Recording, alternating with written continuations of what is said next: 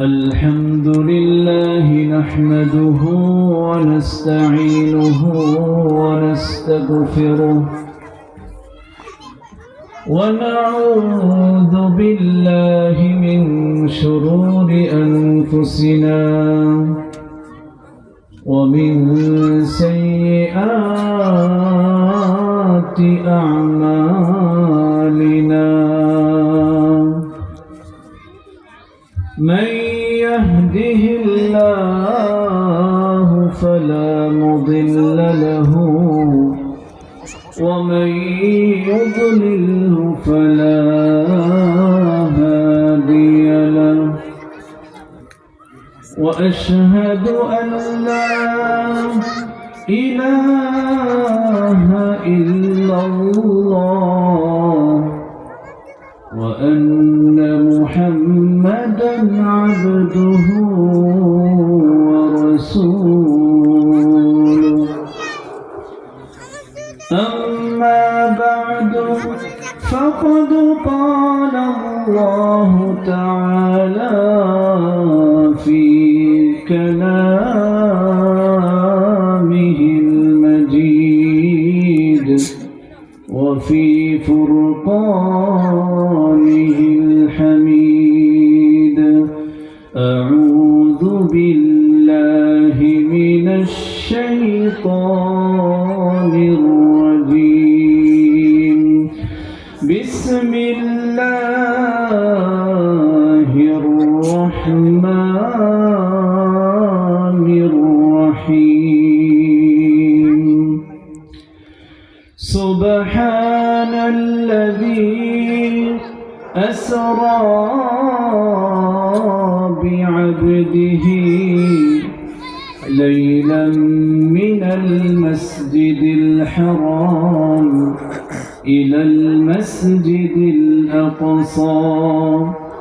الذي باركنا حوله لنريه من آياتنا إنه هو السميع البصير صدق الله العظيم وصدق رسوله النبي الكريم ونحن على ذلك لمن الشاهدين والشاكرين والحمد لله رب العالمين شكري محبة الشهيد درود پڑھی اللهم صل على محمد وعلى آل محمد كما صليت على إبراهيم وعلى آل إبراهيم إنك حميد مجيد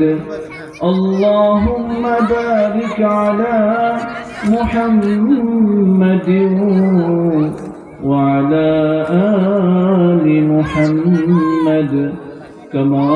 باركت على إبراهيم وعلى آل إبراهيم إنك حميد مجيد الحمد لله إصلاح النساء মহিলা মাদ্রাসা ও দ্বীন ইসলাম জামে মসজিদের উদ্যোগে আজকের এই মহতি মাহফিলের শ্রদ্ধাভাজন সম্মানিত সভাপতি দূর দূরান্ত থেকে আগত ইলমে দ্বীন এর সোনালী সুতায় গ্রথিত মুসল্লিয়ানে কেরাম পর্দার আড়ালে উপবিষ্ট আমার সম্মানিতা পর্দানিশীন মা ও বোনেরা সকলকে অন্তরে অন্তঃস্থল থেকে মুবারকবাদ জানাই। সর্বপ্রথম আমরা মহান রব্বুল ইজ্জাতের দরবারে অসংখ্য অগণিত শুকর ও সুজুদ জ্ঞাপন করছি যে মহান রব্বুল ইজ্জত আমাকে আপনাকে সবাইকেই বর্তমান পৃথিবীর ক্লান্তিলগ্ন সময়ে সকল ধরনের ব্যস্ততা খেয়ে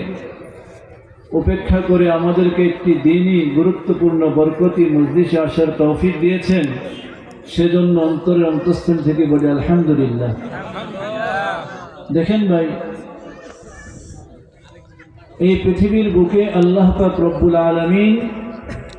যেই বান্দাকে নেক কাজ করার, যেই বান্দাটাকে ভালো কাজ করার এবং ভালো কাজে অংশগ্রহণ করার সৌভাগ্য দান করেছেন, রব্বুল ইজ্জত বলেন ওই বান্দাটার মনে করা উচিত যেন আল্লাহ পাক রব্বুল আলামিন তাকে সর্বোচ্চ নিয়ামতে ভূষিত করেছেন। বলেন আলহামদুলিল্লাহ। আমরা যে একটি মহতি মাহফিলে আসতে পেরেছি, এটা নেক কাজ নয়, নেক কাজ, ভালো কাজ। এই ভালো কাজে আসাটা আল্লাহ পাক রব্বুল আলামিনের বিশেষ এক তৌফিক হয়েছে। আর এই তৌফিকে যারা ধন্য হয়েছে তাদেরকে কোরআন বলেছে ফামিনহুম শাকী ওয়া সাঈদ। তৌফিকে যারা ধন্য হয়েছে তারা হলো সাঈদ, আর তৌফিক যারা পায় নাই, চাষ করে বসে, দোকানে বসে, বাসা বাড়িতে বসে, মোবাইল আসক্ত হয়ে, টিভি সিনেমায় আসক্ত হয়ে, এই সমস্ত মাহফিলে না এসে কোরআনের জ্ঞান গর্ব আলোচনা থেকে দূরে থেকে যারা এই সৌভাগ্য অর্জন করতে পারে নাই, তাদেরকে কোরআনের ভাষায় বলা হয় শাকী, হতভাগা, দুর্ভাগা।